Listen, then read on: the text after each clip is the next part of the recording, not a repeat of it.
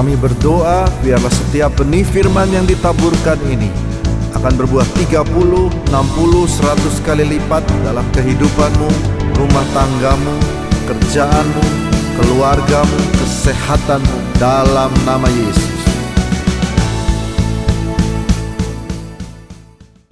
Mantap, luar biasa. Shalom, selamat siang. Saudara bersuka cita ada di rumah Tuhan pada siang hari ini. Rame ya, jam 1 ya.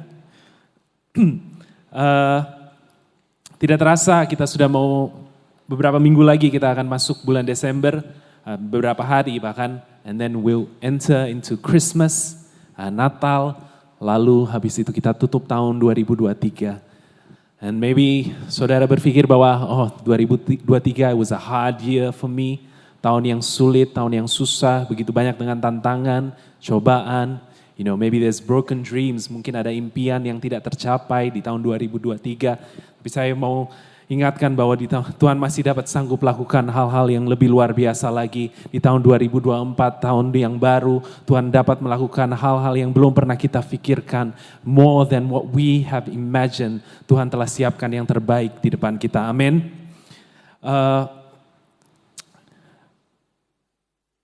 Ya, dan ini adalah khotbah terakhir saya, benar-benar terakhir untuk tahun ini. Dan ibadah yang terakhir, saya sudah 2 kali ibadah tadi dan ini yang ketiga.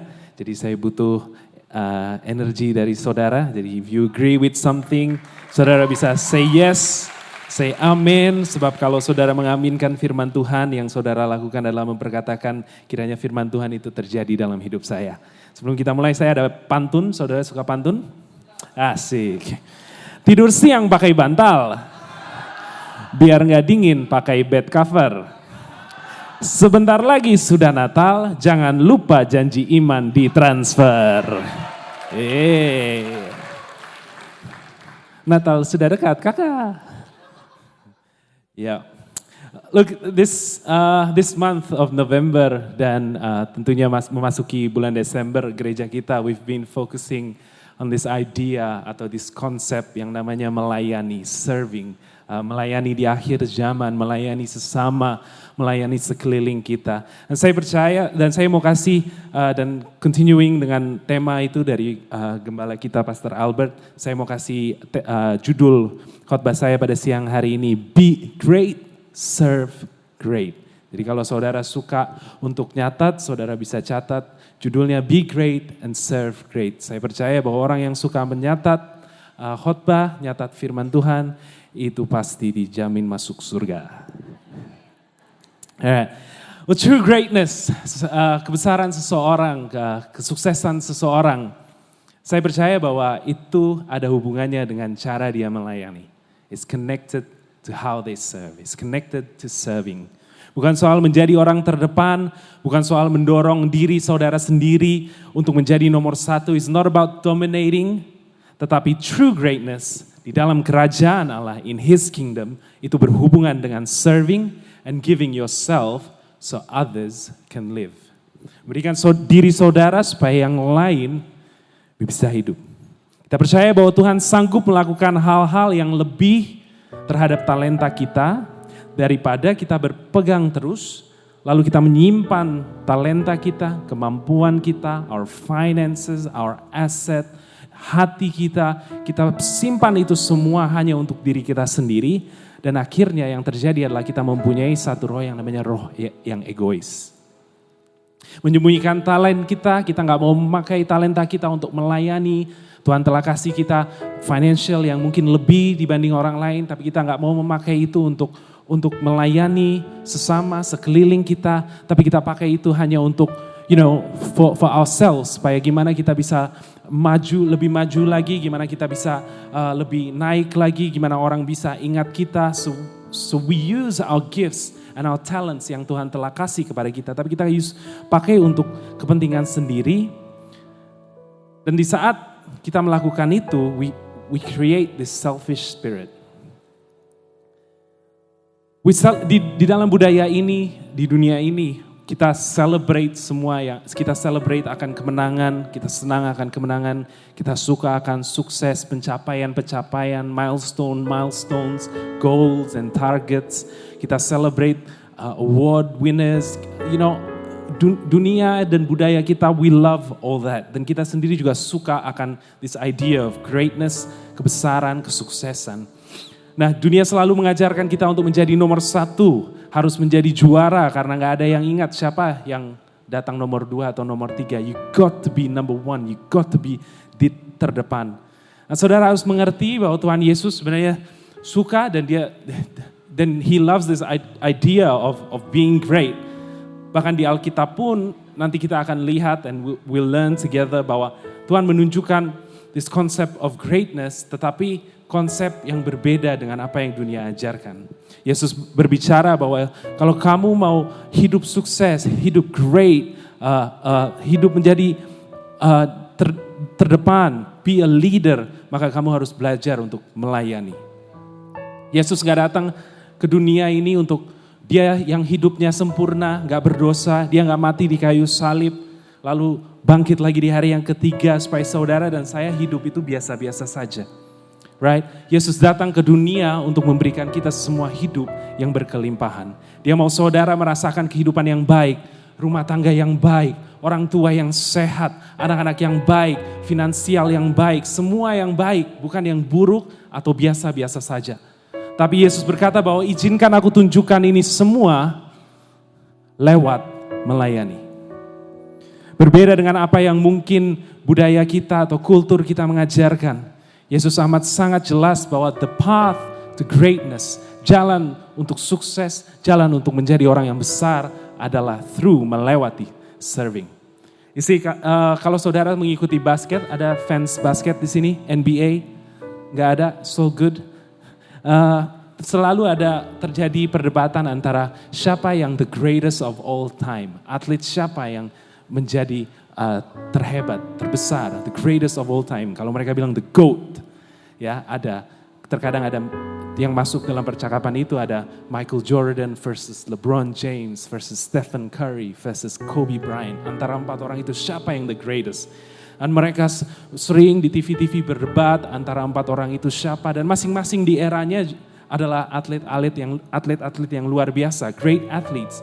Tapi yang mereka sepakat dan orang-orang sepakat mengatakan bahwa mengapa mereka begitu great, mengapa mereka begitu luar biasa is because they put the team first before themselves. Mereka selalu menaruh prioritas timnya sebagai prioritasnya, dan mereka bisa membuat timnya dan pemain-pemain sekelilingnya itu menjadi pemain-pemain yang lebih baik. Menjadi pemain-pemain yang lebih baik.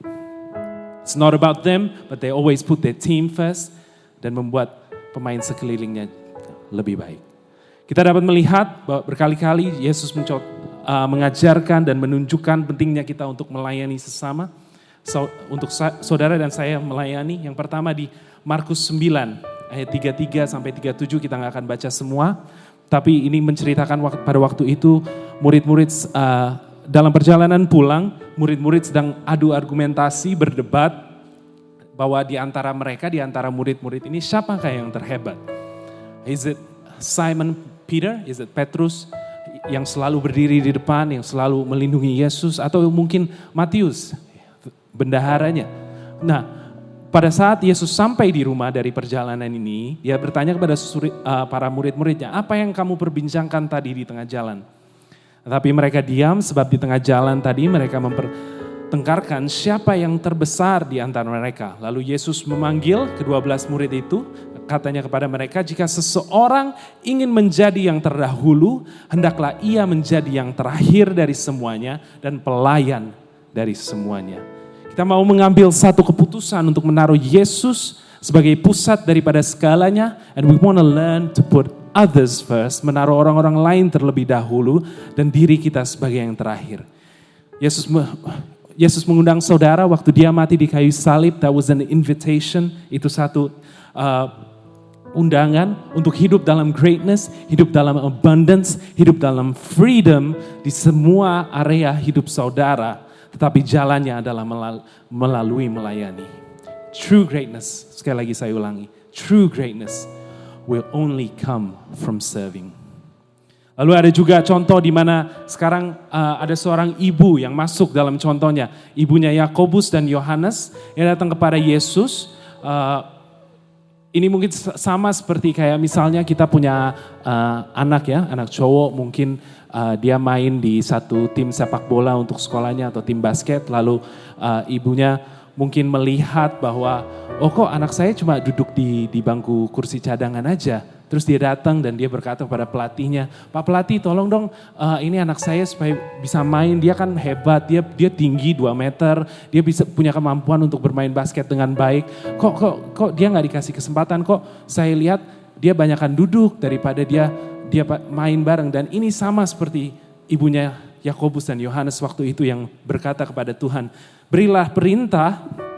Matius 20 ayat 20 sampai 28, gak baca, sekali lagi kita gak baca semuanya. Berilah perintah supaya kedua anakku ini boleh duduk kelak di dalam kerajaanmu, yang seorang di sebelah kananmu dan yang sebelah di kirimu. Tuhan ini, Yakobus dan Yohanes dia udah ngikut engkau lama Yesus. Kasihlah kesempatan dia untuk melayanimu lebih lagi, duduk di sebelahmu pada nanti di kerajaanmu. Tapi Tuhan berkata, Yesus berkata bahwa tunggu. That's not how the kingdom works. Gak seperti itu. The kingdom of God is completely different. Dikatakan bahwa kamu tahu bahwa pemerintah bangsa memerintah rakyatnya dengan tangan besi dan pembesar menjalankan kuasanya dengan keras atas mereka. Tidaklah demikian di antara kamu.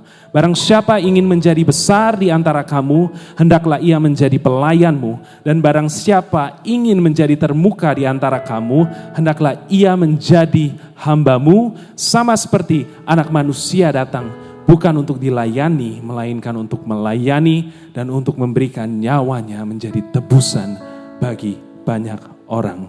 You see, in the kingdom of God, it's not about pushing yourself forward. It's not about pushing yourself supaya diingat, supaya orang tahu nama saudara. You see, the kingdom of God gak bekerja seperti itu.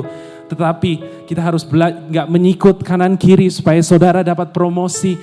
It doesn't teach you to put people down atau menggosip akan sama pelayan. But it teaches you untuk mempunyai hati hamba. Saya suka dengan terjemahan bahasa Inggrisnya, menurut saya pas banget. Saudara nanti bisa baca, saya nggak sempat nambahin di sini. Nanti saudara bisa Google Matthew 20 ayat 25 sampai 27 saja. Ambil yang The Passion Translation. Dikatakan, Jesus knowing their thoughts called them to his side and said, kings and those with great authority in this world rule oppressively over their subjects like tyrants. Raja-raja dan orang-orang yang mempunyai kepemimpinan itu memimpin bumi ini dengan cara menindas. But this is not your calling. Bukan ini panggilan kamu. You will lead by a completely different model. Kamu akan memimpin dengan cara yang berbeda. Apa caranya? The greatest one among you will live as the one who is called to serve. Because the greatest honor, sebab penghargaan dan otoritas and authority is reserved, itu disimpan for the one with the heart of a servant. Disimpan untuk seseorang yang mempunyai hati hamba. Semua otoritas, semua honor itu disimpan untuk orang-orang yang punya hati melayani. Pastor Albert pun minggu lalu berbicara tentang perdebatan antara ideologi. Oh, ideologi siapa yang lebih benar, agama mana yang lebih benar, gereja mana yang lebih benar, ajaran siapa, ajaran pendeta mana yang lebih benar. Tetapi yang paling terpenting adalah kalau yang kita mesti tahu adalah Tuhan inginkan kita untuk melayani sesama. Serve others. God's desire, Tuhan punya satu desire for us to be great in all that we do. Tapi kita hanya bisa mengakses itu semua melalui melayani, through serving. Di Matius 25 ayat 14 sampai 30 menceritakan tentang hamba yang diberikan 5 talenta, saya nggak akan baca, 5 talenta, lalu ada yang juga punya 2 talenta, lalu ada yang punya 1 talenta. Nah, tiba waktunya tuannya itu balik, lalu semua diperhitungkan. Yang 5 talenta bilang, nih saya bawa lagi 5, ini telah beroleh laba 5 talenta. Yang 2 talenta kembali dan berkata bahwa ini laba 2 talenta. Yang 1 talenta bilang, aku simpan semuanya. Dia dikatakan untuk yang membawa 5 laba, tuannya berkata, baik sekali perbuatanmu itu. Hai hambaku yang baik dan setia. Kalau bahasa Inggrisnya, a good and faithful servant. Dia katakan yang sama juga untuk yang membawa 2 talentanya kembali lagi. Nah, tapi untuk yang tidak menabur dan tidak mengembangkan talentanya itu, tapi menyimpannya, tuannya berkata seperti ini. Hai kamu hamba yang jahat dan malas, jadi kamu sudah tahu bahwa aku menuai di tempat di mana aku tidak menabur dan memungut dari tempat di mana aku tidak menanam. Karena itu sudahlah seharusnya uangku itu kau berikan kepada orang yang menjalankan uang, supaya sekembaliku aku menerimanya serta dengan bunganya. Sebab itu ambillah talenta itu daripadanya dan berikanlah kepada orang sehingga ia berkelimpahan. Tetapi siapa yang tidak mempunyai apapun juga yang ada padanya akan diambil daripadanya. Dan campakkanlah hamba yang tidak berguna itu ke dalam kegelapan yang paling gelap. Di sanalah akan terdapat ratap dan kertak gigi. Yesus nggak bermain-main akan firman ini atau akan example ini. Ya, dia mau kita semua live a great life. Dan caranya adalah by greatly serving. Kita harus belajar untuk melayani, mengembangkan apa yang sudah ada di tangan kita. Supaya nanti suatu saat kita bertemu dengan Tuhan, dia berkata bahwa well done my good and faithful servant. Nah, mungkin saudara bertanya, ya saya mengerti semuanya, saya mengerti konsep melayani, saya mengerti saya harus berbuat baik kepada sesama, tapi how can I serve greatly? Bagaimana caranya supaya saya bisa melayani dengan baik? As a church and as an individual. How can we serve great? Yang pertama, kita harus belajar untuk serve, melayani with an urgency. Serve with urgency, melayani tanpa menunda-nunda. Di ayat 16 dikatakan, segera pergilah hamba yang menerima 5 talenta itu. Kalau di bahasa Inggrisnya, at once he got up. Ada juga translation lainnya yang di bahasa Inggris dikatakan immediately, secara langsung hamba itu berdiri yang telah menerima 5 talenta itu. You see, none of us, kita semua yang ada di sini, have tomorrow guarantee. Tidak ada yang menjanjikan hari besok. Saudara kedip sekali, tiba-tiba saudara sudah umur 20, in your 20s. And you blink twice, and you're in your 50s. You blink 3 times, all of a sudden, saudara berhadapan dengan Yesus, King of all kings. Dan harapan saya adalah saat kita berdiri di hadapan Tuhan, kata-kata yang diucapkannya adalah well done my good and faithful servant. Tapi juga mungkin ada yang akan mendengar, you wicked and lazy servant.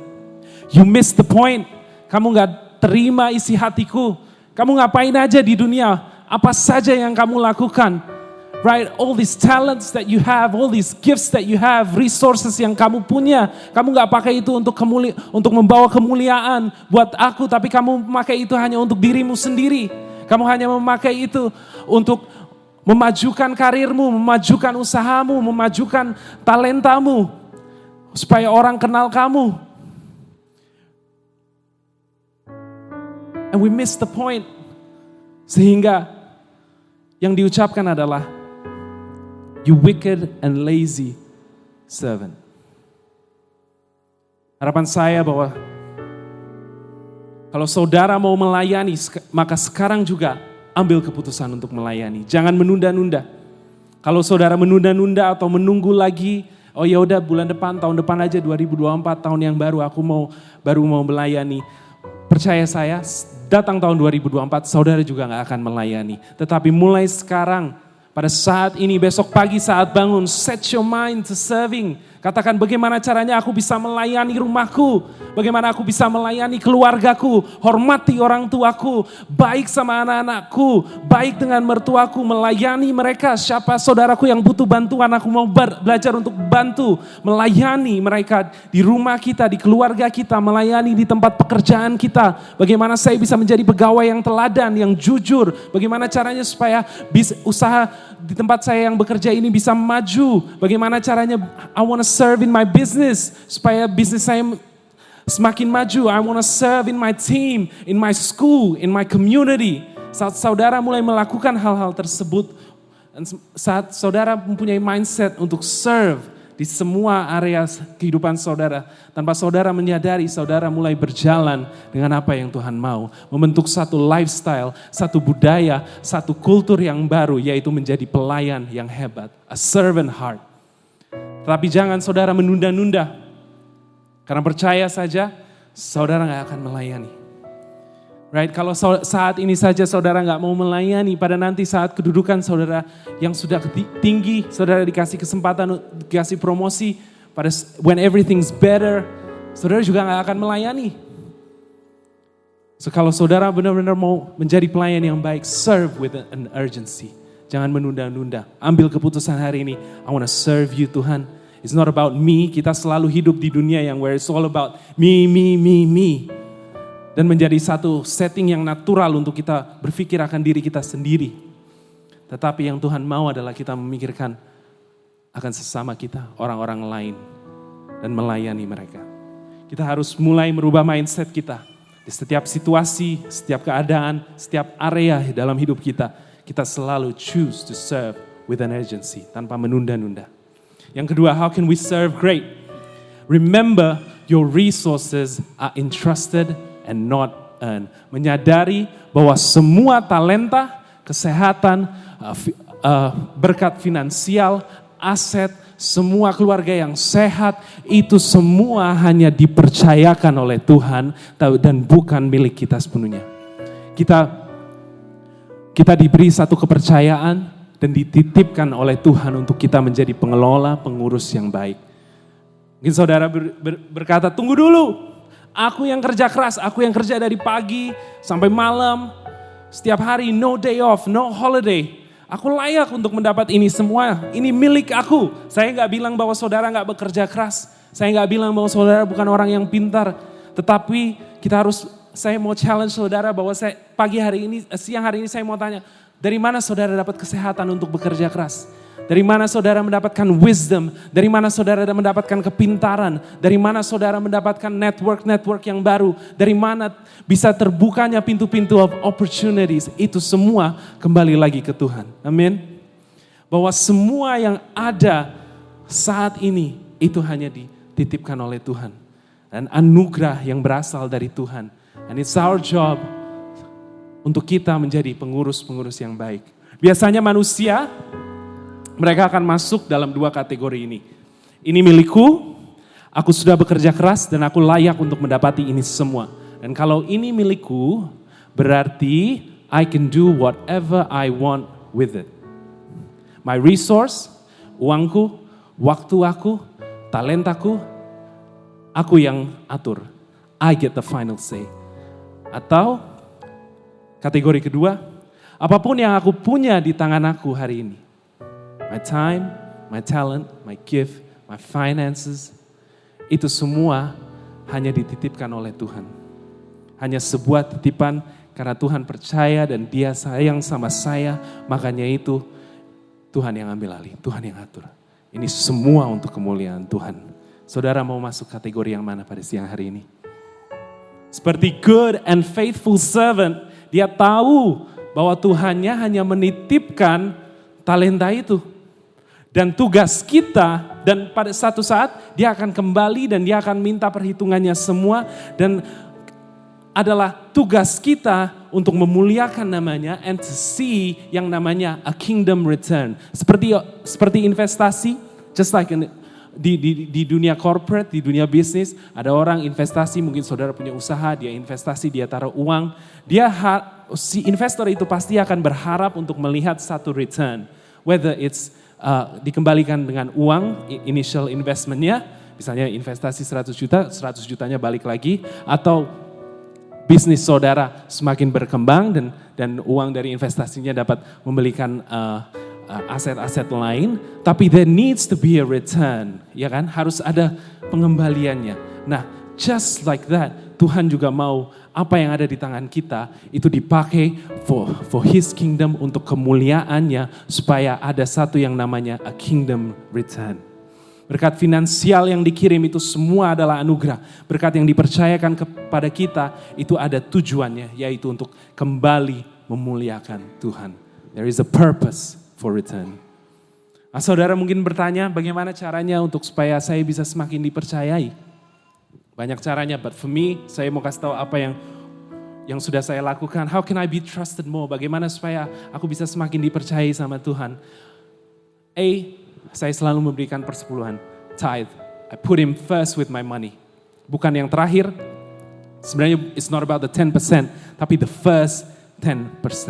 Setiap the first 10% yang kita lakukan pada saat ini bukan, this is not about a giving talk, ini bukan khotbah soal memberi, tapi yang kita lakukan saat kita memberikan persepuluhan kita adalah kita mendeklarasikan bahwa semuanya ini milik Tuhan.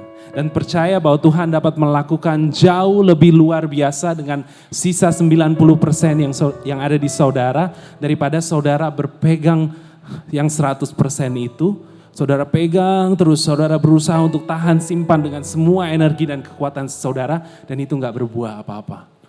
God can do so much more with your leftover 90%. Dia bisa multiplikasikan itu, dia bisa lakukan hal-hal yang luar biasa. Dan B, I give above and beyond. Dan itu gak hanya berbicara secara, kalau misalnya ada kesempatan untuk memberi, menabur, heart for the house. Gak hanya berbicara tentang itu, tapi in all areas of saya melayani, even this platform, melayani, memimpin tim praise and worship di tempat ini bersama istri saya. It's not, I never earned it, right? Saya hanya dipercayai saja sama Tuhan. Saya punya talenta, dan Tuhan percayai untuk memimpin satu tim, right? And it's not about making nama saya besar atau istri saya punya nama besar, but we're always pushing others. Kita selalu dorong anak-anak yang ada di sini, guys like Gary, Nando, Jojo, we're always pushing them, dan kelihatannya kita keras sama mereka, but it's because karena kita tahu there needs to be a kingdom return, dan kita tahu mereka punya value, mereka punya kemampuan, so we invest all our energy and we sow di tempat yang benar, di mana it will boom, it will flourish, it will grow, sehingga nanti saat saya berhadapan dengan Tuhan, saya bilang, God, look, aku sudah menabur di tempat yang benar. Look at the fruit. Lihat anak-anak ini menjadi anak-anak yang luar biasa, yang memuliakan namamu. Look at this. Dan Tuhan berkata, well done my good and faithful servant. Apa hari ini yang ada di tangan kita, yang Tuhan percayakan? Mungkin saudara merasa itu kecil, mungkin saudara merasa it's nothing. Tapi just be faithful with it. Belajar untuk setia. Tuhan dapat melakukan sesuatu yang luar biasa yang Dia taruh di dalam tangan kita. Kalau kita mau belajar untuk honor it, and we honor Him, dan mengerti bahwa semuanya ini hanya titipan, dan tugas kita adalah menjadi pengurus yang baik akan apa yang Tuhan taruh di dalam hidup kita. I want to stand before King Jesus one day, dan bawa semuanya kembali ke Tuhan. Karena semuanya datang, diberikan, dan dipercayakan dari Tuhan. Dan saya mau bawa itu semua kembali ke Tuhan. Yang terakhir, how can we serve greatly? Serve with an account. Melayani dengan satu akuntabilitas. Right? Kita lihat di ayat 19. Selama sesudah itu pulanglah Tuan hamba-hamba itu lalu mengadakan perhitungan. Semua yang dititip, semua yang Tuhan percayakan, satu saat akan harus bisa diperhitungkan. Berarti ini berbicara lebih tentang karakter, itu lebih besar daripada talenta saudara. Can you be dependable? Bisakah saudara menjadi orang yang tanggung jawab? Tidak seperti hamba yang punya satu talenta dan dia menyimpan saja, tapi menjadi hamba yang mempunyai 5 talenta dan dia memultiplikasikannya itu. Dia gali terus, right? Melayani dengan satu penuh tanggung jawab, menyadari bahwa kita harus bertanggung jawab di hadapan Tuhan. Kita harus belajar untuk menaruh our resources, our time, and our energy di tempat yang benar. Karena pada satu saat nanti semuanya akan diperhitungkan. Entah kita menjadi hamba yang jahat dan malas atau kita menjadi good and faithful servant. Akan ada waktunya juga nanti saudara mendapat satu kesempatan. Mungkin itu promosi, mungkin itu berkat dari Tuhan untuk mendapatkan pasangan hidup yang baik. Akan datang waktunya semua itu, right? Dan yang membuat kita bertahan di titik kita yang tertinggi, dipercayakan lebih lagi adalah karakter kita. Can we be the good and faithful servant? Yang mau melayani sesama, yang mau melayani sekelilingnya, that want to push people forward and dan gak hanya berpikir akan diri sendiri kita. Pada akhirnya our lives will be graded on our servanthood. Hidup kita pada akhirnya akan dinilai akan ke pengabdian kita, sesuai pengabdian kita. Saya percaya bahwa our church, Jesus Center Church, kita ini, we are a serving church. Kita gereja yang cinta melayani sesama, melayani the next generation, melayani the poor, the need, the fatherless, the motherless. Karena dasar daripada segalanya, at the very core, di dalam lubuk hati kita melayani semua ini karena kita mencintai Tuhan Yesus, amin. And if we want to love Jesus, kalau kita mau mencintai Yesus lebih lagi, and we want to live in the abundance, kita mau hidup di dalam kingdom yang Tuhan janjikan, the great life, the abundant life, the blessing and the favor, maka kita harus belajar dan mengerti bahwa the pathway, jalan untuk ke itu semua adalah lewat melayani. Saya bersyukur saya dapat dikasih kesempatan dan kepercayaan untuk pelayanan bersama orang-orang yang hebat, yang benar-benar put themselves, that put other first, dan bukan diri mereka. Mereka gak pernah fokus akan diri mereka, tapi mereka selalu berusaha untuk mendorong orang-orang lain. And I'm so grateful. Saya ingat banget waktu itu mau ada youth camp ya Kak Mike.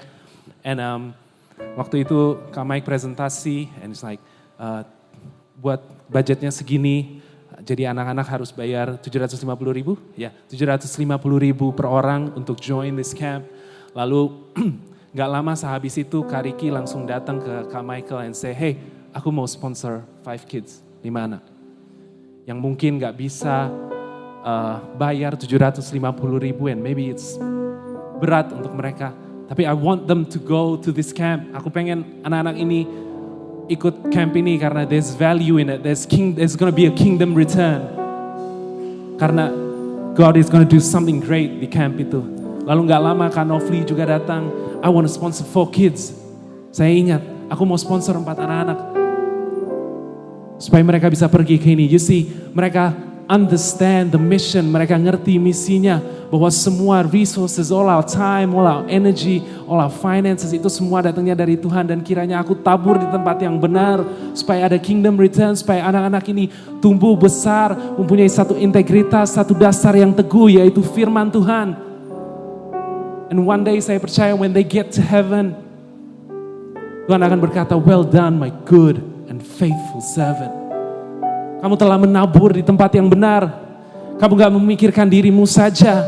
Here's a little bit more. Ini kupercayakan yang lebih lagi buat kamu.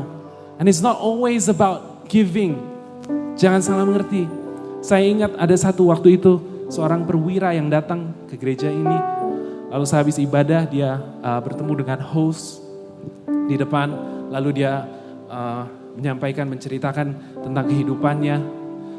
All of a sudden perwira yang gagah, yang tinggi besar, tiba-tiba dia menangis. He just started to break down, started crying. Dan yang host lakukan adalah melayani dengan cukup mendoakan saja. Just put his hands and prayed. Habis itu dia bilang dia rasakan ada satu damai. You see, one act of kindness, one act of service, itu dapat mengubah kehidupan seseorang. It can change someone's life. Dan tanpa kita menyadari, it changes the whole city. Kita dapat mengubah satu kota. Saya ingat bahwa if you want to be great, it's not about mendorong diri kita sendiri to be great. Tapi kita harus belajar untuk melayani, mengasihi, Percaya bahwa semua yang Tuhan telah taruh dan kasih, itu semua hanya satu kepercayaan yang diberikan kepada kita untuk kita mengelolanya dengan baik. Dan karakter kita will be the judge of it all. Yang terpenting adalah kita mempunyai karakter yang mau terus menggali, mau terus melayani, yang mencerminkan Kristus, karakter-karakter Kristus. Itu yang paling penting. So come on, why don't we stand, sama-sama kita bangkit berdiri. Kita mau menjadi gereja yang mau melayani, a church that loves to give, a church that loves to serve, a church that will not only change people's life, tapi mengubah satu kota, a city.